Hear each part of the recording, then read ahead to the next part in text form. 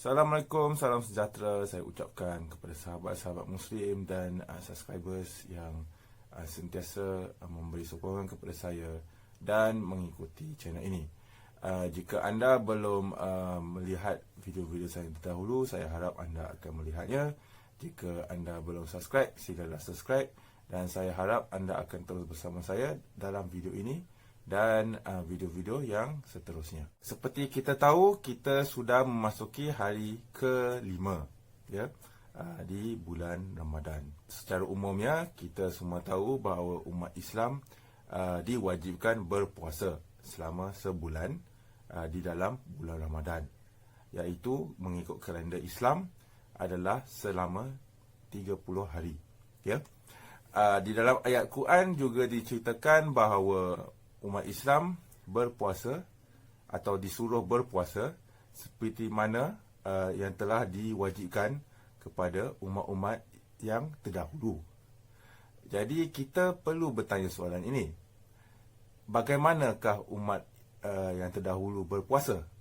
Atau dalam arti kata lain, adakah benar ada suruhan di dalam ajaran-ajaran yang terdahulu yang menganjurkan agar umat mereka berpuasa?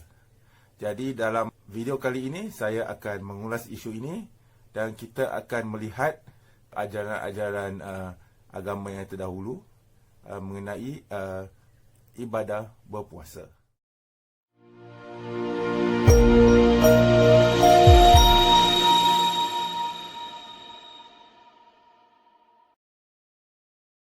Okey, jadi seperti saya katakan tadi, kita sedang membicarakan tentang isu berpuasa di dalam agama-agama yang terdahulu. Jadi ayat Quran yang memerintahkan kita sebagai umat Islam agar berpuasa adalah di dalam surah Al-Baqarah atau surah yang kedua, ayat 183, yang bermaksud, okay, saya bacakan. O you who have believed, decreed upon you is fasting, as it was decreed upon those before you, that you may become righteous. Di dalam ayat Quran ini, Allah telah memerintahkan kita agar kita berpuasa seperti mana yang telah diperintahkan ke atas umat-umat yang terdahulu. Jadi poin yang menarik di sini ialah ayat Al-Quran ini menyebut tentang umat-umat yang terdahulu. Jadi dalam pembacaan saya mengenai perbandingan agama sejak beberapa tahun yang lepas, memang saya ada terjumpa ya, cara-cara bagaimana para penganut daripada agama-agama lain berpuasa. Kita meneliti agama-agama ini, okey, kita mendapati mereka berpuasa ataupun walaupun mereka dikatakan seperti berpuasa, tetapi cara mereka berpuasa tidaklah sama seperti cara kita umat Islam pada hari ini. Iaitu kalau kita sebagai Muslim, kita akan memulakan berpuasa dengan bersahur ya, sebelum subuh, dan kemudian kita akan terus melakukan ibadah puasa ini daripada pagi, daripada siang sehinggalah ke petang, tanpa makan ya, tanpa minum, tanpa melakukan sesuatu yang membatalkan puasa, dan kemudian kita akan berbuka pada waktu sebelum malam ya. Jadi apabila saya meneliti agama-agama, contohnya seperti agama Buddha atau agama Hindu, mereka berpuasa dengan cara iaitu mungkin pada hari kebiasaannya mereka makan seperti biasa, tetapi apabila mereka berniat untuk berpuasa, mereka akan berpuasa dengan hanya meminum air untuk seluruh harinya tanpa makan seperti biasa, contohnya.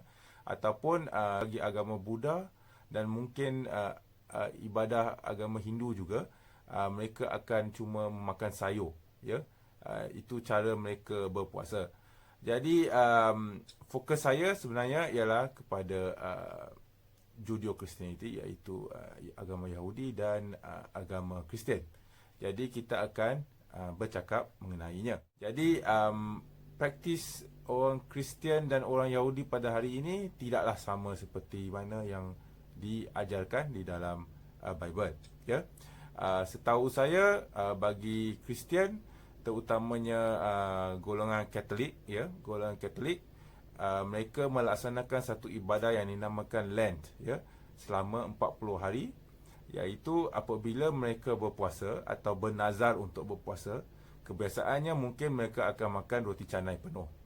Tetapi apabila berlakunya Lent atau bulan yang dikatakan mereka berpuasa itu, mereka akan hanya makan separuh sahaja daripada apa yang mereka dalam kebiasaannya. Bila kita melihat kepada Bible, kita akan mendapati di dalam perjanjian lama terutamanya, ada tersebut bahawa ada kewajipan atau ada perlakuan berpuasa.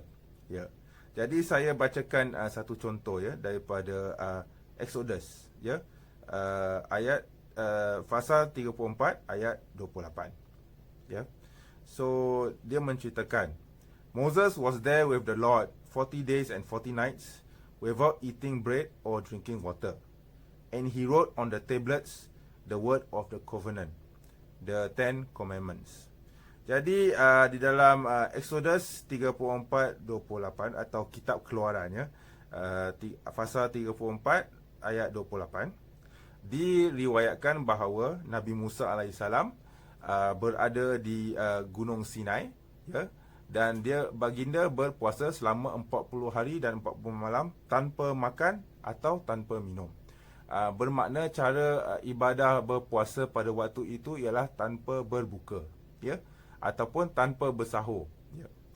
Jadi boleh dilihat di sini bahawa daripada zaman Nabi Musa lagi sudah diwajibkan ibadah puasa itu, selama sebulan.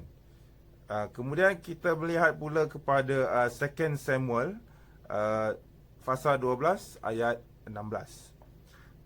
David pleaded with God for the child. He fasted and spent the nights lying in sackcloth on the ground. Jadi ayat ini juga di dalam perjanjian lama, 2 Samuel pasal 12 ayat 16, di mana Nabi Daud bernazar dan juga meminta sesuatu dengan Allah, maka baginda berpuasa. Jadi saya bacakan ayat Ezra 8:21. Ayat ini diucapkan oleh the prophet by the name of Ezra, yang penulis dikatakan penulis kitab ini. Jadi ayatnya berbunyi begini. There by the Ahava canal, I proclaim a fast so that we might humble ourselves before our God and ask Him for a safe journey for us and our children with all our possessions. Okay? Jadi di sini kita boleh melihat Nabi Ezra ini bernazar, agar diberikan keselamatan oleh Allah, maka baginda berpuasa, sebagai untuk fulfill, the pledge, agar mereka diberi keselamatan.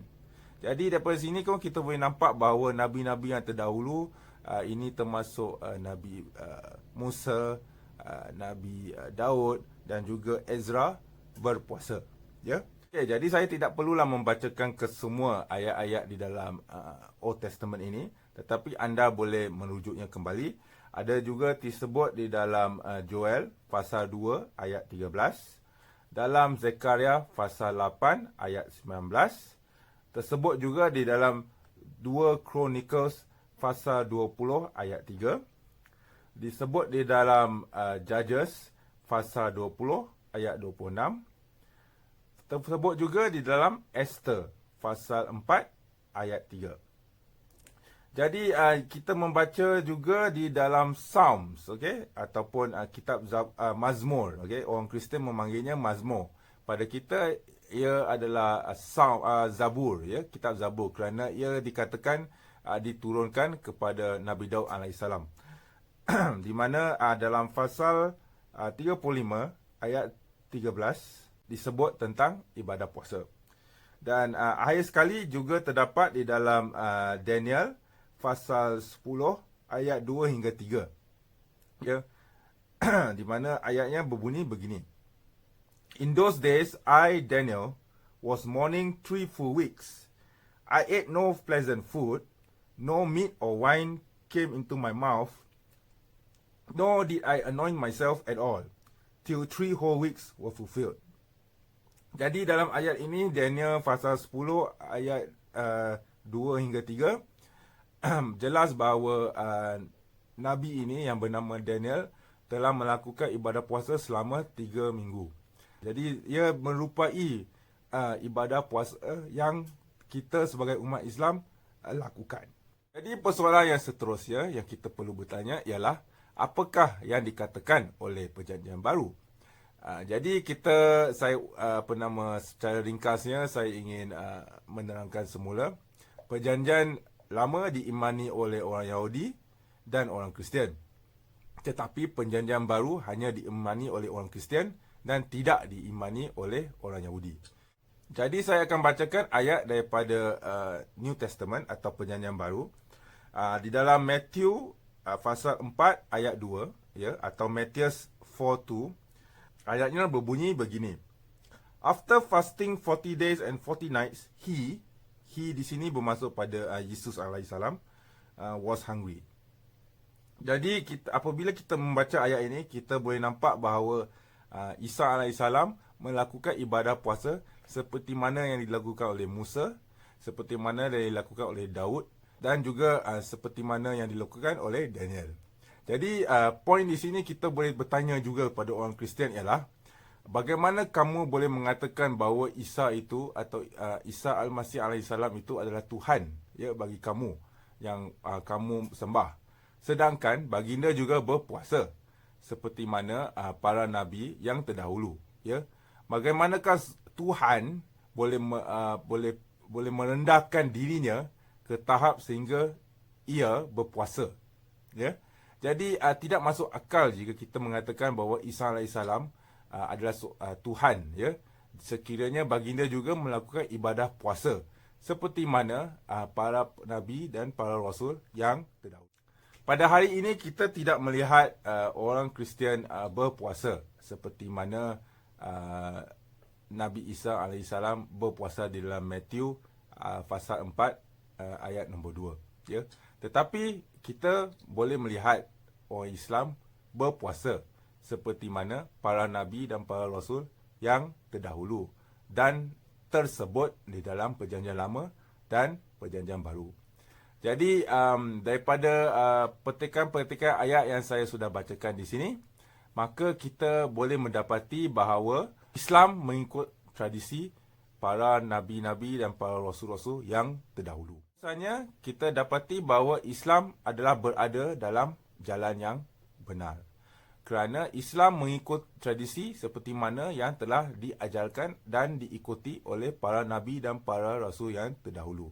Ini juga termasuklah Nabi Isa alaihissalam seperti mana yang diimani oleh orang Kristian. Maka jelaslah kepada kita bahawa ayat Quran yang mengatakan bahawa ibadah puasa ini diperintahkan kepada umat-umat yang terdahulu adalah benar, ya. Dan Al-Quran tidak terputus nasabnya daripada ibadah Bani Israel. Maka jelas pada kita bahawa Islam ini memanglah dan seharusnya lah dikatakan sebagai agama yang benar yang datang daripada Allah yang satu, ya. Dan juga orang Yahudi dan orang Kristian tidak mengikuti tradisi ini, dan tradisi ini dikekalkan di dalam Islam, ya. Jadi sekian sahaja perkongsian saya pada kali ini. Saya berharap anda suka pada apa yang saya sudah kongsikan. Jika anda suka video ini, seperti biasa anda thumbs up. Jika anda belum subscribe, sila subscribe. Dan saya harap anda boleh melihat video-video yang terdahulu. Dan insyaAllah di masa-masa akan datang saya akan berkongsikan lagi info menarik. Dan semoga kita berjumpa lagi. Assalamualaikum warahmatullahi wabarakatuh.